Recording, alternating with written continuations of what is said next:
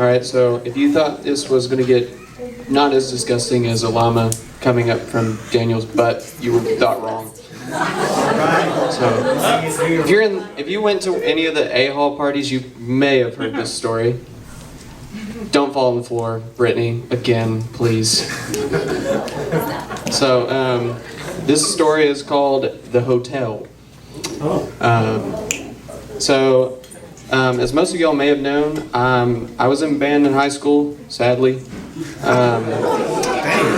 And my senior year, my band director decided to go to St. Louis. Jeez. If you've ever been there, you're not missing much, other than the arch. And it's just an arch. But we had to stay in a hotel, and I was one senior with 3 other upperclassmen and only 2 beds. But on the last night, literally before we were about to go home, the upperclassmen had to make it a very, very bad trip. So there were 2 upperclassmen in the bed next to me, and one had already gone to the bathroom. He was in there for a while, but he came out. Everything was fine. Then the next kid goes in. Now he was skinny. First kid was not. But he goes in there, and he's in there for about 15 minutes before I noticed that he was actually gone. And then I was like, hey, where's the twig?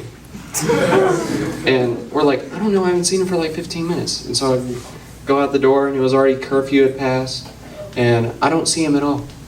I'm just like, where'd he go? And we're like, we think he went in the bathroom. And I was just like, I knocked on the door, and he's like, I'm like, who is it? Are you? And I'm like, are you in there still? He's like, yeah. I'm just like, okay. I go back. Another 15 minutes has gone by. He's been in the bathroom for 30 minutes. Either he had some really bad Mexican food, or someone dared to drink the hot sauce or something. I don't know. But it's way too long for a bathroom visit. And finally, we knock on the door, or the kid that was in his bed knocked on the door, and he said, come in. Keep in mind, this kid also just sleeps in his underwear. So, already nothing. And all of a sudden I hear, oh my goodness!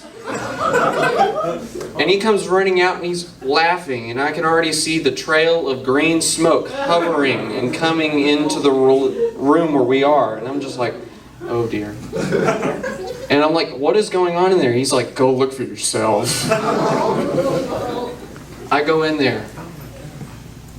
The toilet is clogged. Keep in mind, this is a hotel bathroom, so there is no plunger. But he did not call for the concierge to get a plunger. He decides, I'm going to handle this like a man. The toilet is already flooding, so he decides to take the styrofoam cup from the coffee maker and empty the toilet water that already has stuff in it and pour it into our clean shower that I have to use the next morning.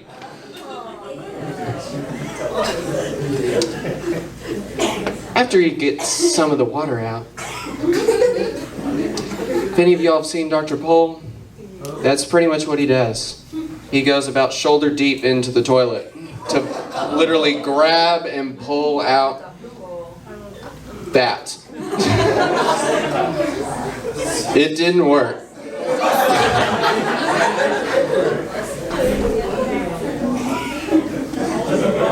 So I'm having to just try and hold composure as I'm trying to not throw up and laugh at the same time.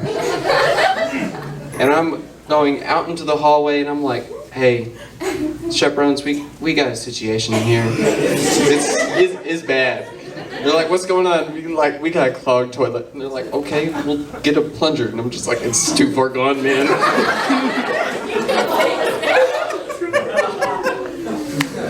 And so they come in and they're like, what happened? And I was like, whatever you do, don't touch that kid's hand. And they're like, why? It's like, because he basically just checked if the toilet was pregnant.